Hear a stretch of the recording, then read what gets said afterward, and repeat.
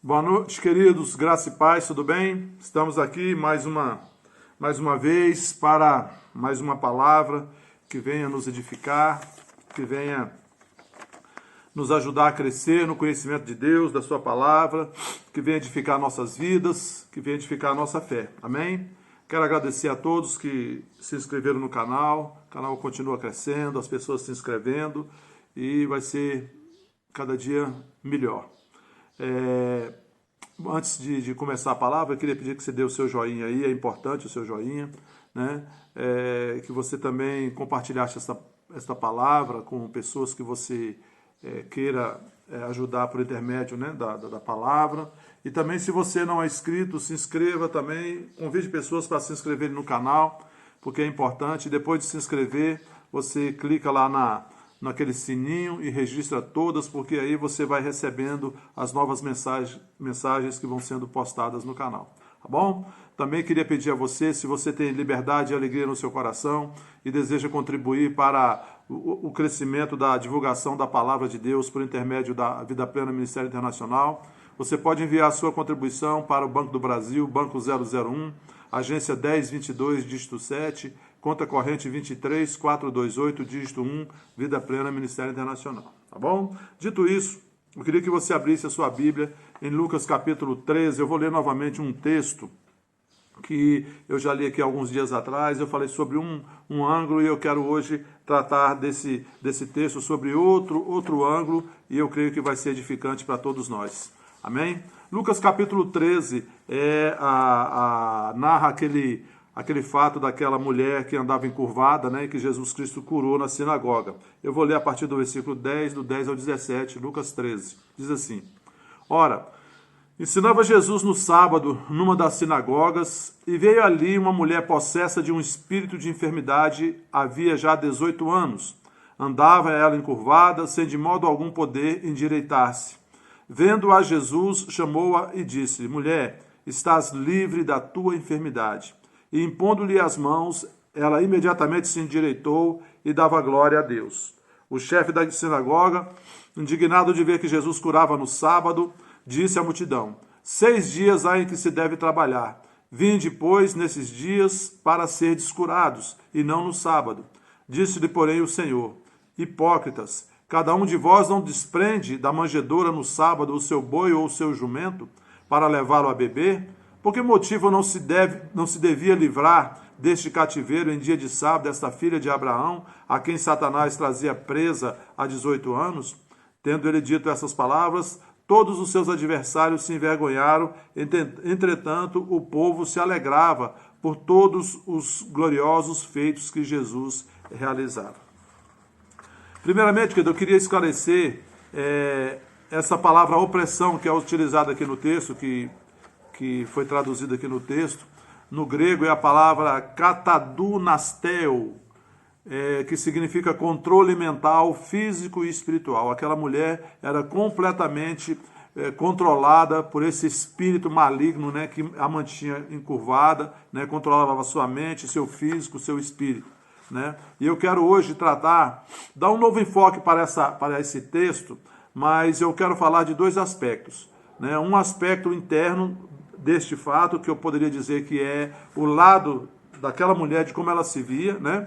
E o aspecto externo, que é como as pessoas à volta dela viam aquela situação. E aí, dentro desses 2 aspectos, nós vamos trazer, né, o que nós podemos trazer de ensino para a igreja, para o nosso crescimento. Primeiramente, o aspecto interno. A enfermidade daquela mulher, aquela opressão maligna, ela mantinha ela encurvada por 18 anos. Imagina você, uma pessoa, 18 anos, andando encurvada, sem poder endireitar-se. Eu imagino que ela devia ter dores terríveis na coluna, dores lombares, dores nas costas. Além disso, ela devia ter assim, uma autoestima muito baixa, né? Muito afetada por conta dessa postura que ela tinha que ficar, né? Ela não podia olhar as pessoas normalmente, olhar no rosto normalmente, ela sempre olhava de baixo para cima, porque ela estava sempre encurvada. Imagina então que essa enfermidade ela afetou o seu corpo, trouxe também doença para o seu corpo, trouxe doença para a sua alma, né? Porque com certeza ela ouvia coisas desagradáveis, né? Ou então ela mesma falava coisas desagradáveis a respeito dela mesma, por conta da situação que ela passava. E por conta dessas coisas que ela ouvia, o que ela falava, ela também abria a porta, né, para o inimigo oprimir na mente, né, cada vez mais apertar e fazer crescer essa autoestima baixa, baixar cada vez mais a sua autoestima, né, e fazer com que ela cada vez mais se sentisse indigna, se sentisse de forma muito negativa. A palavra diz em 1 Tessalonicenses 5:23, que nós somos um espírito, temos uma alma e habitamos em um corpo, como diz lá, né, que tudo estiver bem, corpo, alma e espírito, né? E, queridos, o abatimento espiritual, o abatimento mental é algo muito sério e o inimigo investe muito nisso para nos abater na mente, para nos abater no espírito, porque isso traz tristeza e a tristeza nos derrota, nos paralisa, né? Traz medo, isso nos paralisa. E essa mulher, querida, ela viveu esses 18 anos o tempo todo assim, né, com aquele quadro de vida, né, e ela pensava que ela era uma derrotada, que para ela não tinha esperança, não tinha solução, né, e eu imagino quando a gente está com a mente e a alma abatida, isso traz reflexo na nossa filosofia, na nossa fisionomia. O nosso semblante cai, os nossos olhos perdem o brilho, o nosso rosto perde o brilho, a gente perde o brilho realmente de viver, né, de se alegrar, de sorrir, né? E esse abatimento também traz reflexo na maneira como agimos ou como realizamos nossas tarefas, né? Normalmente a pessoa abatida, ela realiza assim com lentidão, sem alegria, sem ímpeto, sem força, sem energia, sem vida, né? E eu imagino, querido, também o quanto o inimigo oprimiu, apertou a mente dessa mulher, e ela sofrendo ali 19 anos, 18 anos, né? E todas as pessoas à volta dela e ninguém fazia nada. E o inimigo, querido, o diabo, ele sempre está tentando nos condenar, mas a gente precisa entender uma coisa, ele não pode condenar os que realmente são cristãos. Por quê? Porque Satanás não tem mais nenhuma autoridade sobre as nossas vidas, sobre os cristãos, sobre a igreja, nem mesmo para condená-los ou apontá-los. A palavra de Deus diz em Romanos 8:1, agora, pois, já não há nenhuma condenação para os que estão em Cristo Jesus. Não existe condenação porque Jesus Cristo na cruz do Calvário resolveu a nossa situação com Deus. O seu sangue foi o preço, né, que ele pagou para a nossa justificação, para o perdão dos nossos pecados. Então o inimigo não tem, queridos, legalidade para nos condenar, para nos acusar. Mas naquele tempo essa mulher não tinha um entendimento, então ela vivia condenada. Agora, hoje, querido, nós não podemos aceitar isso nas nossas mentes. No meio da igreja, não pode ter ninguém se sentindo assim, condenado, oprimido, com a sua autoestima baixa, com um sentimento de menos-valia da sua pessoa, por conta do que fez isso ou que fez aquilo. Não, queridos, já não há condenação para aqueles que estão em Cristo. Não existe mais condenação para você que está em Cristo. Jesus já pagou o preço para te dar uma vida plena. Pensa bem.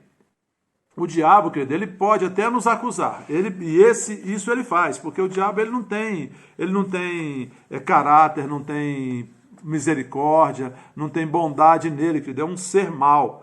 E esse é o papel dele. E o tempo todo ele quer fazer o mal. Ele usa mentira, ele usa o que for preciso para poder apertar as pessoas e oprimir. Ele sussurra insinuações e pequenos comentários imorais, se nós ouvirmos e nós dermos atenção, isso pode se transformar em medo, e o medo paralisa o crente. Então nós não podemos ficar dando atenção a esses sussurros, a essas mentiras, a palavra diz desses sofismas que o inimigo tenta soprar na nossa mente. Nós não podemos, querido, dar importância ao que o diabo fala a nosso respeito.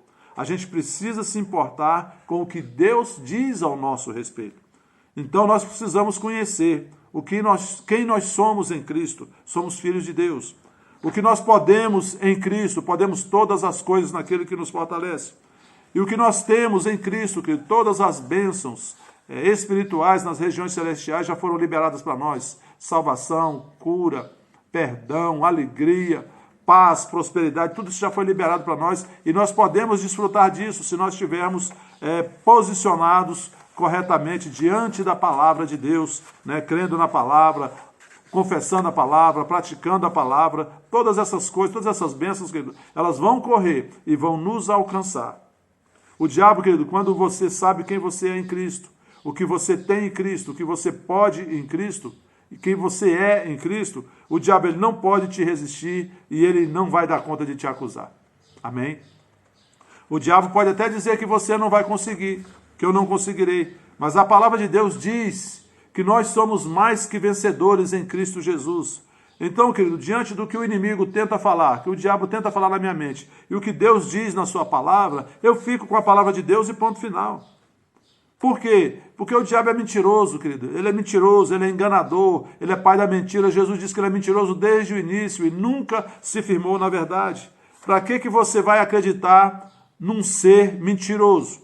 Quando a gente conhece uma pessoa e essa pessoa tem a fama de ser mentirosa, ninguém acredita no que ela fala.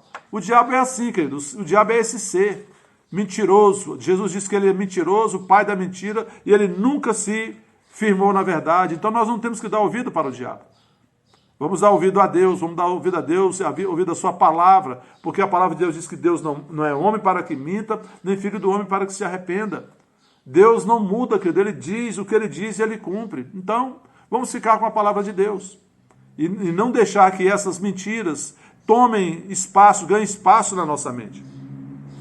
Quais os tipos de opressão? São vários tipos, né? Um deles, que é a acusação. O diabo fica acusando na nossa mente, sabe? Dizendo coisas, dizendo que não vai dar certo, não tem mais jeito, e vai querendo colocar essas ideias de sempre que não tem jeito, não dá, acabou, terminou, agora é o fim. Não, querido, não existe isso. Nós, querido, nós não podemos fazer nada contra para que o diabo não nos ataque. Esse é o papel dele, ele faz isso mesmo. Essa é a natureza dele, de fazer o mal. Mas nós podemos tomar uma atitude com relação a isso. Em Atos 10, no versículo, vou ler 2 versículos que vai te ajudar nisso, 3 aliás. Atos 10, 38 diz: como Deus ungiu a Jesus Cristo de Nazaré com o Espírito Santo e com poder, o qual andou por toda parte fazendo o bem e curando a todos os oprimidos do diabo, porque Deus era com ele. Queridos, hoje a igreja é Jesus Cristo nessa terra, é o corpo de Cristo, Jesus é o cabeça.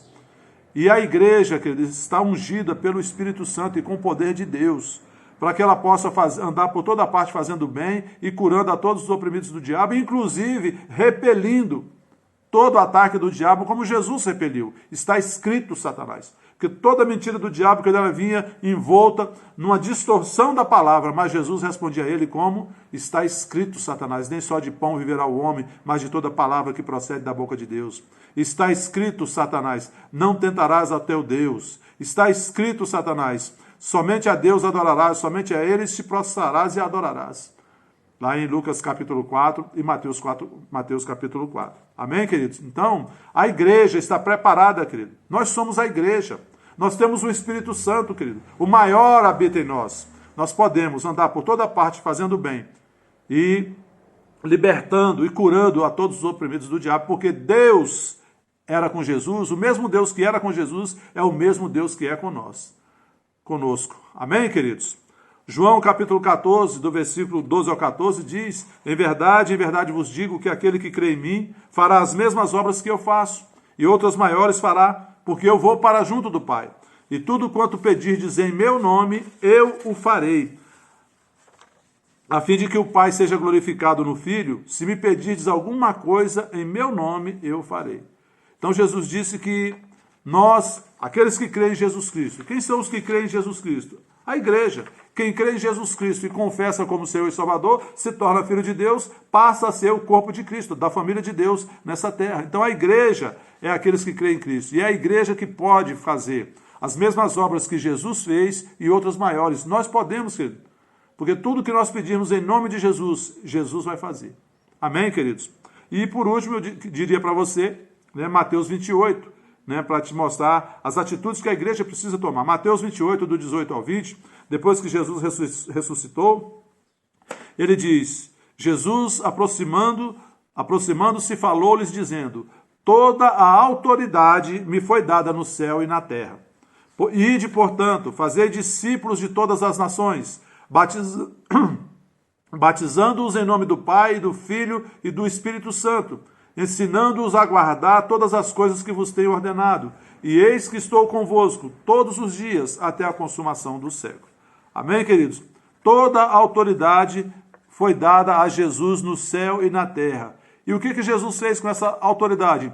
Transferiu para a igreja, transferiu para nós. Hoje a igreja tem toda a autoridade no céu e na terra.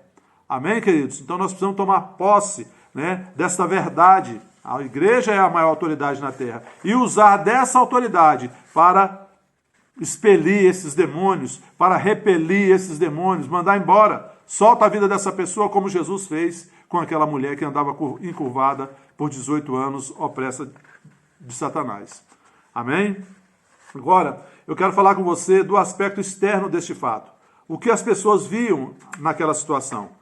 A gente vê ali, que quando a gente olha o texto de Lucas capítulo 13, primeira coisa, o preconceito dos religiosos. Né? Os fariseus ali disseram: por que não trouxe essa mulher? Por que essa mulher não veio no sábado? Olha, vocês veio no sábado para ser curado. Né? Eles não estavam preocupados com a pessoa, com o ser humano, eles estavam preocupados com a legalidade, com a lei. E ainda hoje, querido, a gente vê isso na igreja, pessoas preocupadas com legalidades, com leis, e não com as pessoas. Ora, Jesus foi para a cruz do Calvário, querido, não foi por causa de lei, ele foi por causa das pessoas. A importância que estava sendo dada era às pessoas, a salvação das pessoas, a salvação, a redenção humana. E muitas vezes a gente vê pessoas dentro da própria igreja, né, como naquele tempo, acusando, condenando, né? Algumas dizem: se fulano estivesse andando na palavra, se estivesse fazendo assim ou assado, talvez não tivesse acontecido, não teria acontecido isso ou não teria acontecido aquilo. Só, queridos, que a igreja não foi chamada não foi estabelecida por Deus para esse tipo de comportamento. Esse tipo de comportamento, esse tipo de atitude, de apontar erro, de acusar, não é o espírito da igreja. E esse tipo de comportamento não resolve o problema, porque ele não liberta o oprimido. E a igreja foi chamada para libertar os oprimidos, querido. A igreja foi chamada, querido, para evangelizar, para ministrar o poder de Deus, e evangelizar, libertar as pessoas, curar as pessoas, salvar as pessoas. E muitas vezes a pessoa que está passando por uma opressão, ela não sabe nem como se livrar daquela opressão, ou talvez ela esteja fraca demais para reagir, e ela precisa de alguém de fora para lhe dar a mão para se levantar. E a igreja precisa entender que em Cristo nós temos o poder, nós temos a unção para romper com a opressão maligna sobre a vida daquela pessoa, sobre a vida do nosso irmão, se for uma pessoa da igreja, ou sobre a vida daquela pessoa que está no mundo. Como? Expulsando aquele espírito de enfermidade.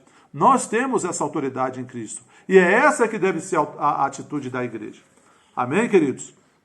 Nós não podemos ficar perdendo tempo, andando em círculos, querendo saber, como aqueles fariseus que perguntaram: foi esse homem que pecou ou foram seus pais? Jesus não deu bola para isso. Foi para que se manifestasse o poder de Deus, a glória de Deus se manifestasse. E é isso que a gente tem que se preocupar, que tudo isso são oportunidades para que a glória de Deus se manifeste por intermédio da igreja do Senhor Jesus. E as pessoas conheçam que a igreja do Senhor Jesus faz diferença nessa terra. Amém, queridos?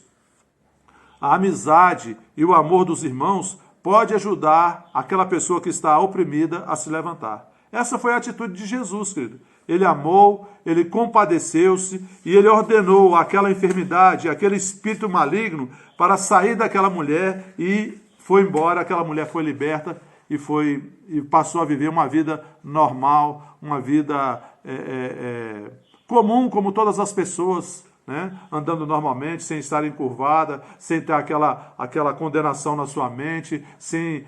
a sua autoestima voltou a crescer, a subir, né? A gente precisa, como igreja, querido, citar menos a palavra e viver mais a palavra. Vou repetir isso para você.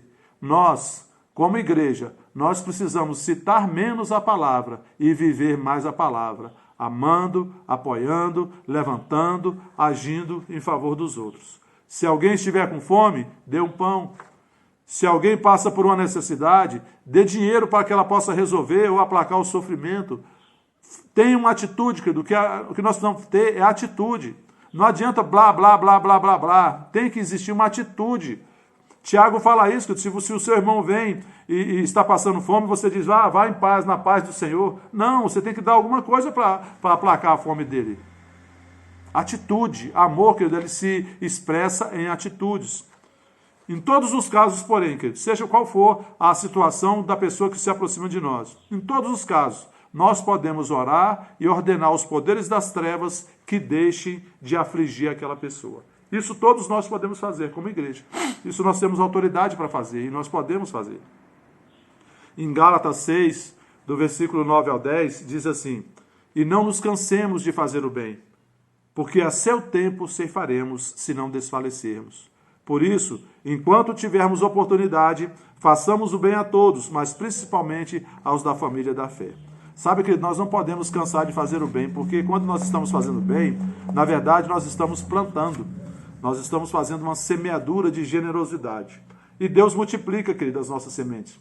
Lá na frente, em um outro momento, Deus vai nos trazer uma colheita. A gente não faz com a intenção de colher, mas a gente faz com a consciência de que estamos fazendo uma semeadura para Deus. E Deus, querido, vai trazer uma colheita de generosidade sobre nós em um outro tempo, quando nós realmente precisarmos. Amém?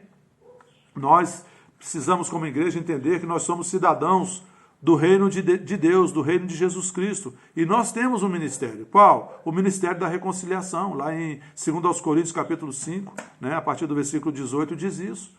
Que Deus nos confiou um ministério, o ministério da reconciliação, e a palavra da reconciliação, para dizer às pessoas, olha, os seus pecados já foram perdoados em Cristo, você só precisa crer em Jesus e recebê-lo como seu Senhor e seu Salvador, para que você possa receber uma nova vida, nascer de novo, o Espírito Santo vir habitar em você e você viver uma nova vida em Cristo. Amém, queridos? Nós precisamos, como igreja, fixar prioridade nas vidas e não nas coisas, e não na legalidade.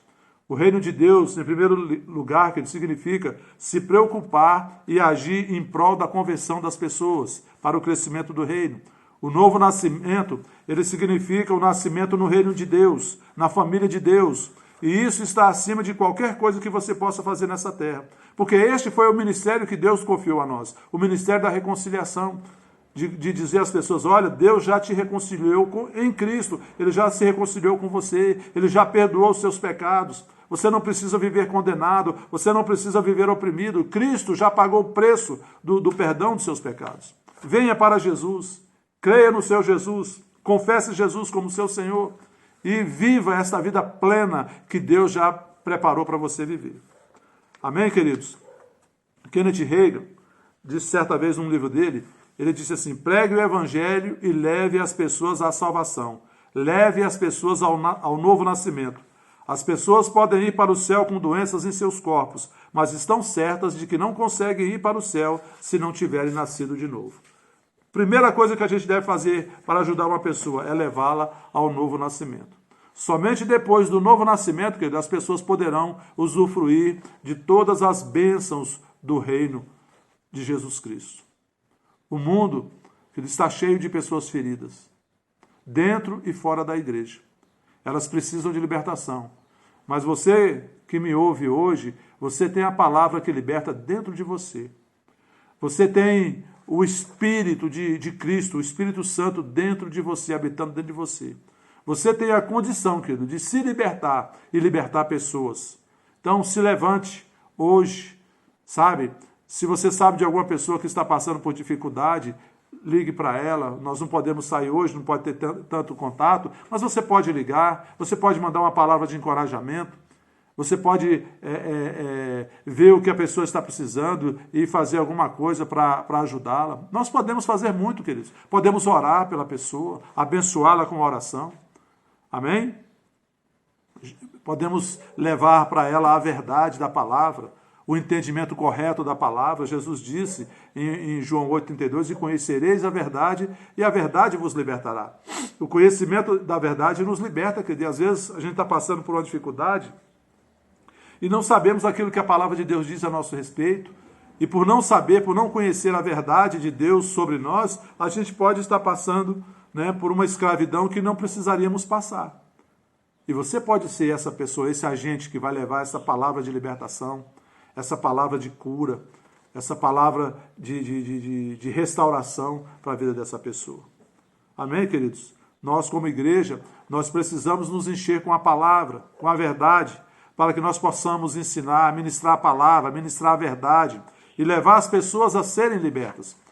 Em Colossenses, no capítulo 1, versículo 13 e 14, Paulo diz que Deus nos libertou do império das trevas e nos transportou para o reino do Filho do seu amor, no qual nós temos a redenção, a remissão dos pecados. Essa é a nossa realidade hoje, querido. Deus nos libertou no dia que nós cremos no Senhor Jesus e nós o confessamos como Senhor e Salvador das nossas vidas. A palavra de Deus diz que Deus nos tira, nos arranca do império das trevas, do domínio de Satanás, e nos transporta para o reino do Filho do seu amor, no qual, nesse reino, nós temos a redenção, a remissão dos nossos pecados, o perdão dos nossos pecados. Somos livres. O que está envolvido no reino de Jesus? No reino de Jesus tem amor, paz, alegria, cura, saúde, perdão, bondade, paciência, misericórdia, benignidade, mansidão, obediência, justiça, retidão. Essas são as coisas que nos envolvem hoje e devem envolver as nossas vidas. No império das trevas, quais são as coisas da antiga criatura? Quando nós éramos escravos de Satanás, era ódio, tristeza, perturbação, opressão, condenação, maldade, intolerância, crueldade, rebelião, orgulho, egoísmo, pecado. Essas coisas não fazem mais parte da nossa natureza, porque nascemos de novo e Deus nos arrancou disso e nos deu uma nova natureza, uma natureza de amor, que é a natureza do nosso Pai. Deus é amor, é o nosso Pai, e essa é a natureza dele, e foi essa natureza que ele nos transmitiu. Amém, queridos? Então, hoje, como igreja, nós podemos dizer o mesmo que Jesus diz lá em Mateus capítulo 11, no versículo 28 até o 30, que ele diz: vinde a mim, todos vós que estáis cansados e sobrecarregados, e eu vos aliviarei. Tomai sobre vós o meu jugo, e aprendei de mim, porque sou manso e humilde de coração, e achareis descanso para a vossa alma, porque o meu jugo é suave e o meu fardo é leve. Sabe, queridos, você, como igreja do Senhor Jesus, você é o agente que Deus quer usar nessa terra para libertar pessoas, para salvar pessoas, para levantar pessoas, para restaurar pessoas, para alegrar pessoas. Se coloque na posição correta. Se encha com a palavra.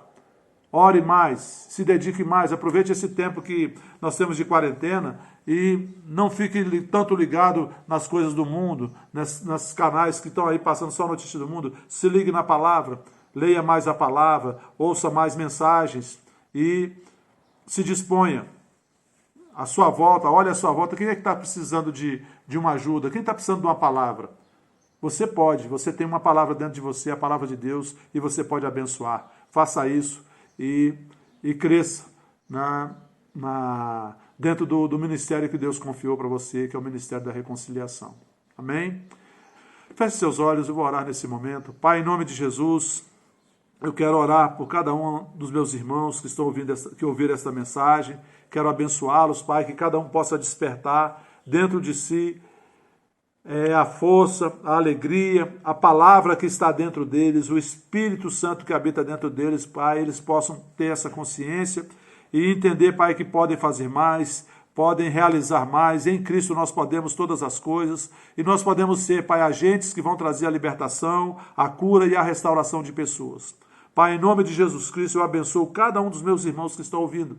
Pai, que em cada um possa despertar uma nova consciência, uma nova atitude, Pai.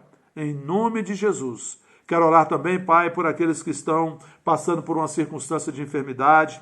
Se você, meu irmão, minha irmã, que está me ouvindo neste momento, está passando por alguma circunstância de enfermidade, eu queria que você colocasse a sua mão sobre o lugar aonde está acontecendo o sintoma. E eu vou orar por você e ministrar a cura, e Deus vai te curar neste momento. Receba pela fé a sua cura, e depois de terminar a oração, se levante e faça aquilo que você não podia fazer. Como recebeu a cura, então haja como quem é curado.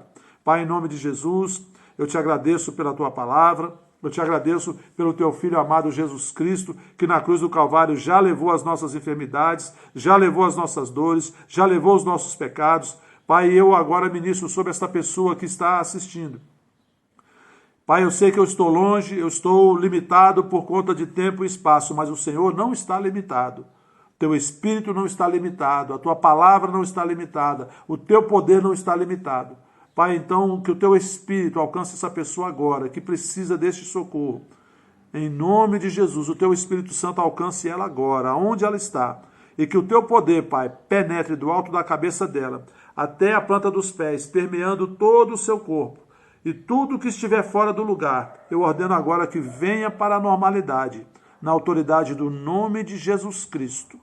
Em nome de Jesus, que a cura se manifeste, o sintoma vá embora.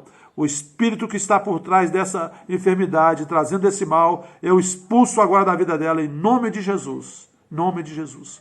Pai, eu oro também em favor de todos os irmãos da Vida Plena e suas famílias. Abençoo cada um deles. Que os teus anjos, Pai, estejam trabalhando, guardando, livrando, protegendo cada um deles. Pai, eu oro também, Pai, que o teu favor e a tua graça, Pai, alcance cada um deles, abençoe cada um deles. Aqueles, Pai, que têm empresas, que o teu favor e a tua graça, Pai, estejam operando na vida deles, ajudando-os, Pai, nesse momento difícil, que eles tenham sabedoria, Pai, e possam crescer neste momento. Pai, o teu favor e a tua graça abençoando eles e ajudando. Em nome de Jesus Cristo eu te agradeço.